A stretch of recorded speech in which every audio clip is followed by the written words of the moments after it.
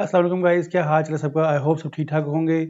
आज हमारा जो टॉपिक है वो है ड्रग मॉनिटरिंग या थेरेपेटिक ड्रग मॉनिटरिंग जिसे हम लोग कहते हैं। बेसिकली ये लैब वैल्यूज़ होती हैं जब हम तब टेस्ट करते हैं जब किसी ड्रग का साइड इफ़ेक्ट या एडीआर अपीयर हो रहा हो, तो उसको चेक करने के लिए कि आया ये ड्रग प्रॉब्लम कर तो नहीं रही या किसी वजह से ये प्रॉब्लम आ रही है।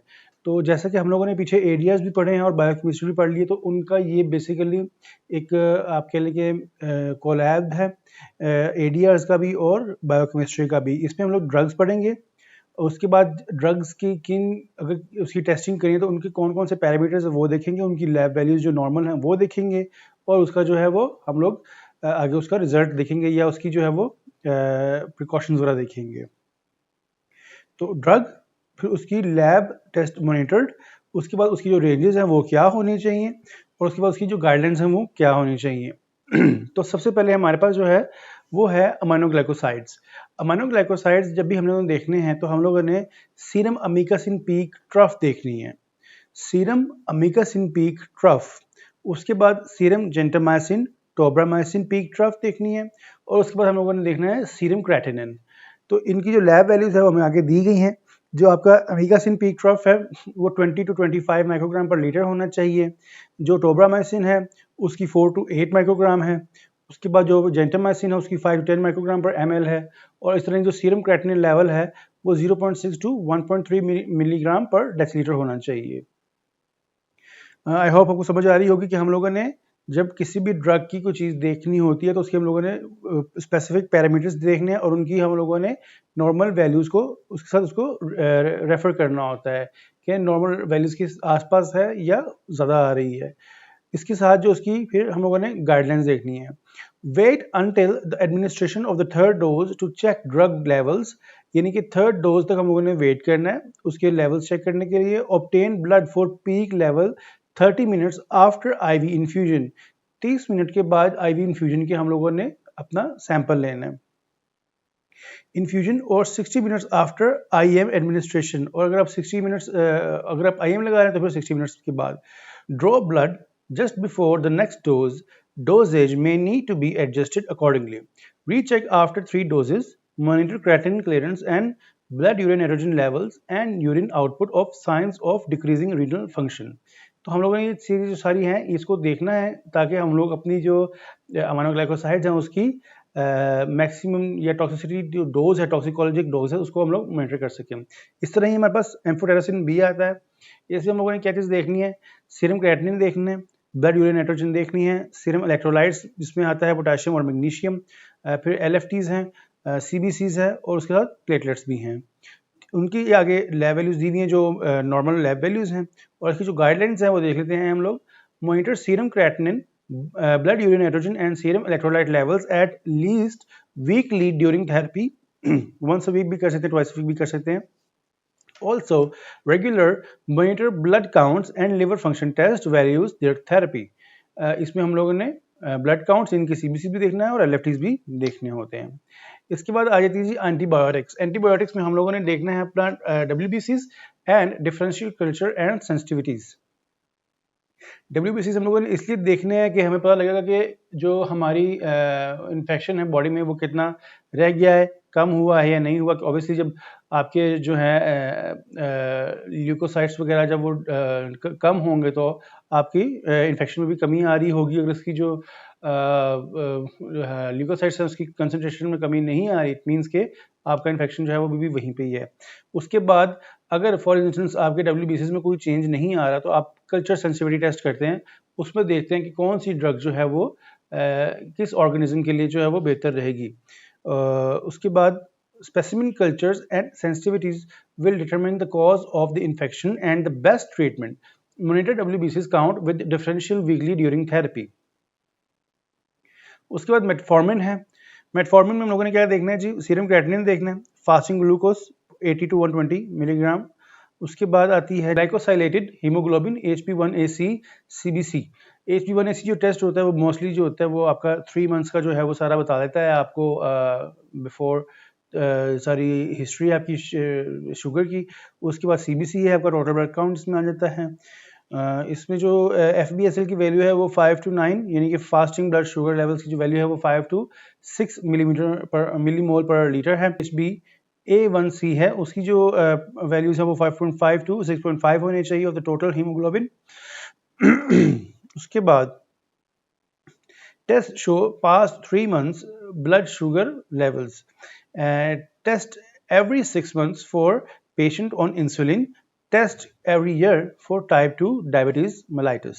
इसका मतलब है कि अगर पेशेंट जो आपका इंसुलिन के ऊपर है तो उसका हर 6 महीने के बाद आप लोगों ने टेस्ट करना है, देखने के लिए कि क्या इंसुलिन टॉलरेंस तो नहीं क्रिएट हो रही, और अगर टाइप 2 डायबिटीज है तो हमने हर साल उसका जो है ये टेस्ट लेना होता है। Check renal function and hematological parameters before initiating therapy and at least annually. Therefore, if patient has impaired renal function, don't use metformin. Metformin हम लोगों ने RFT, अगर renal function test जो है वो सही नहीं आ रहा उसमें use नहीं करवानी, because it may cause lactic acidosis. Monitor response to therapy by periodically evaluating fasting glucose and glycosylated hemoglobin levels. A patient's home monitoring of blood glucose level help monitor compliance and response and decrease mortality. अगर हम लोगों ने therapy शुरू करवाई है, for instance अभी शुरू ही करवाई है, तो उसमें हम लोग क्या करेंगे कि उसका रेगुलरली 3 to 4 डेज के बाद उसका हम लोग शुगर लेवल चेक करेंगे। इसी तरह ही करते करते उसका वीक्स पे लेकर जाएंगे कि वंस वीक कर लिया, ट्वाइस वीक कर लिया, ठीक है। उसके बाद जो है हम लोग वो जो HbA1c का लेवल है उसको हर 3 महीने बाद या 6 महीने बाद दोबारा चेक करते रहेंगे, ताकि ट्रीटमेंट का पता लगता रहे कि कहीं इंटॉलरेंस तो नहीं क्रिएट हो रही। Clozapine, white blood cells with differential और CBCs, एग्रेनुलोसाइटोसिस, इसमें क्या हो जाती है आपकी एग्रेनुलोसाइटोसिस हो जाती है। WBC से हम लोग इसका टेस्ट करेंगे और CBC करेंगे, तो उसमें अगर फॉर इंस्टेंस एग्रेनुलोसाइटोसिस आ रही है तो इट मींस कि ड्रग जो है वो अपना एरिया शो कर रही है। Obtain WBCs count with differential before initiating the therapy, weekly during the therapy and 4 weeks after discontinuing the therapy. तो हम लोगों ने सबसे पहले कब लेनी है थेरेपी शुरू करने से पहले, उसके बाद वीकली ड्यूरिंग थेरेपी और 4 weeks after discontinuing the drug. उसके बाद डाइजॉक्सिन, तो डाइजॉक्सिन में हम लोगों ने देखना है serum digoxin, serum electrolytes specially potassium, magnesium and calcium, and serum creatinine levels. Serum digoxin levels at least 12 hours but preferably 24 hours after the last dose is administered. Digoxin की जब हम लोगों ने लास्ट डोज एडमिनिस्टर करनी है उसके बाद 12 घंटे या 24 घंटे के बाद हम लोगों ने उसका सैंपल लेना है, उसको टेस्ट करना है। To monitor maintenance therapy, check drug levels at least 1 to 2 weeks after therapy is initiated और चेंज्ड। हर 1 से 2 हफ्ते के बाद ड्यूरिंग थेरेपी हम लोग उसको चेक कर सकते हैं कि डाइजॉक्सिन के लेवल्स जो हैं बॉडी में कहाँ पर रिलाई कर रहे हैं। Make any adjustment in therapy based on the entire clinical picture, not solely on the drug level. हम लोगों ने ड्रग लेवल्स के साथ साथ पूरी क्लिनिकल पिक्चर देखनी है उसके, यानी कि अरिथमियास को चेक करना है, उसकी कंडीशन को चेक करना है, उसकी ब्लड प्रेशर को मॉनिटर करना है, उसके आप कह लें कि ईच एंड एवरीथिंग जो उसके क्लिनिकली रिलेटेड है उसकी डिजीज़ के साथ उसको चेक करना है, और सिर्फ ड्रग लेवल्स के बजाय सब पे हम लोगों ने देखे तो फिर हम लोगों ने उसकी थेरेपी को एडजस्ट करना है। Also check electrolyte levels, renal function periodically during the therapy.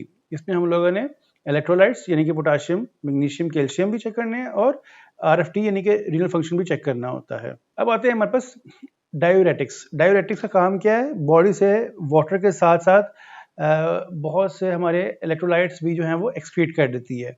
तो सीरम इलेक्ट्रोलाइट्स हम देखने हैं, सीरम क्रेटिनिन लेवल देखना है, ब्लड यूरिन नाइट्रोजन देखना है, यूरिक एसिड लेवल्स देखने हैं, फास्टिंग सीरम ग्लूकोज देखनी है, और मसल पेन देखनी है, यानी कि मायल्जिया वगैरह तो नहीं है। मायल्जिया किस वजह से हो सकती है? आपकी विटामिन बी डेफिशिएंसी की वजह से और मैग्नीशियम की डेफिशिएंसी की वजह से। तो potassium, magnesium, sodium and chloride, इनके लेवल्स देखने हैं, कैल्शियम के लेवल्स देखने हैं।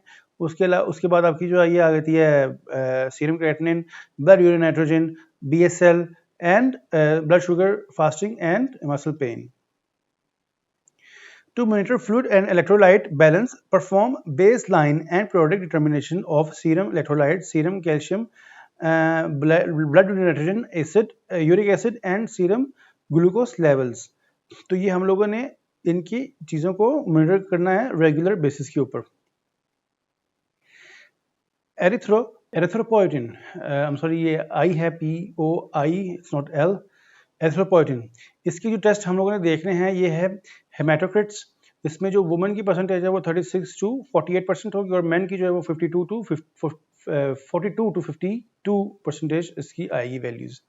इसमें क्या देखना है, आफ्टर थेरेपी इज इनिशिएटेड और change, monitor two hematocrits twice weekly for 2 to 6 weeks until stabilized in the target range and a maintenance dose determined. Monitor hematocrits regularly thereafter. हेमाटोक्रिट्स हम लोगों ने देखना होता है, पैक्ड सेल वॉल्यूम जिसे भी हम आमतौर पे कहते हैं, उसमें हम लोगों ने ये देखना होता है कि हमारी जो पैक्ड सेल वॉल्यूम की जो रेंज है वो कहीं बाहर तो नहीं जा रही नॉर्मल रेंजेस से। अगर वो जा रही है तो हम लोगों ने उस हिसाब से इसकी डोज को एडजस्ट करना है और उसके बाद हम लोगों ने इसकी मेंटेनेंस डोज जो है वो डिटरमिन करके उसको दे देना है। इथोसक्सीमाइड, सीरम इथोसक्सीमाइड हम लोगों ने देखना है, that is 4 to 100 microgram per ml। check drug levels at 8 to 10 days after therapy is initiated or changed. Gemfibrozil, anti cholesterol drug है ये। सीरम लिपिड्स को देखना होता है और इंक्रीज BSL यानी कि इंक्रीज ब्लड शुगर लेवल्स को हम लोगों ने देखना है। तो इसमें जो ये टारगेट करती है बेसिकली ये करती है ट्राइग्लिसराइड्स को, बट हम लोगों ने LFTs बट हम लोगों ने जो है वो लिपिड प्रोफाइल को देखना है।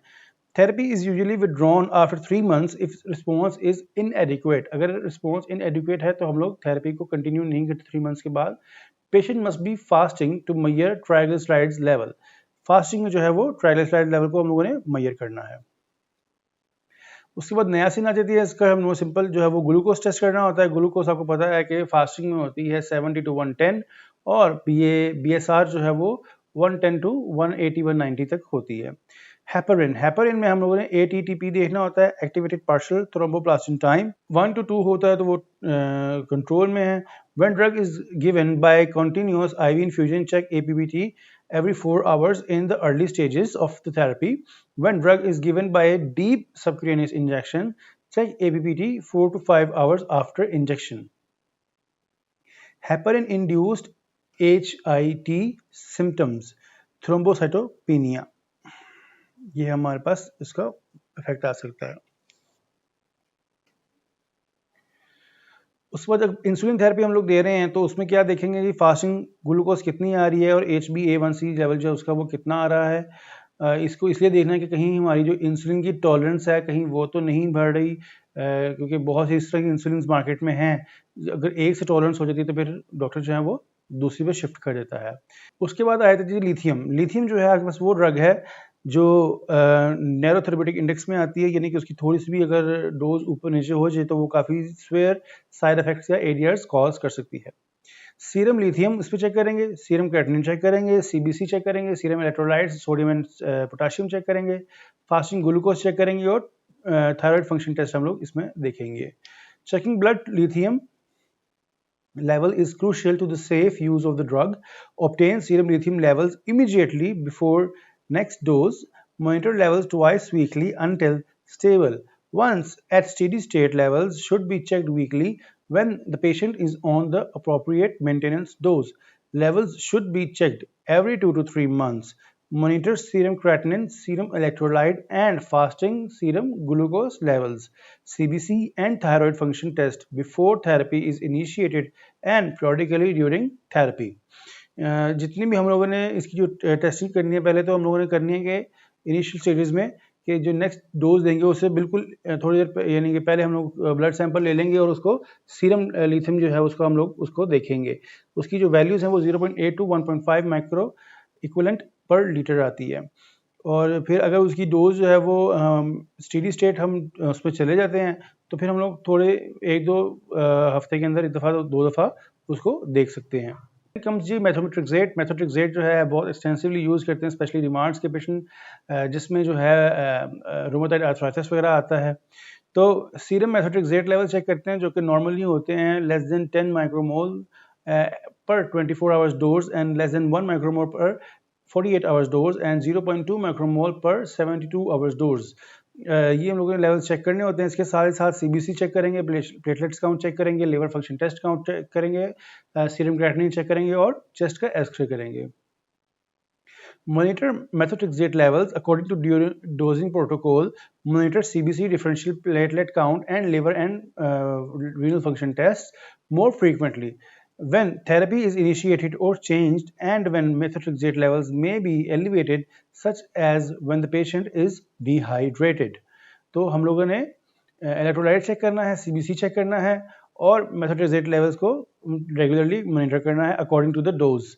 उसके बाद फेरेटोइन, सिमिलरली ये भी एक नैरोथेरेप्यूटिक ड्रग है।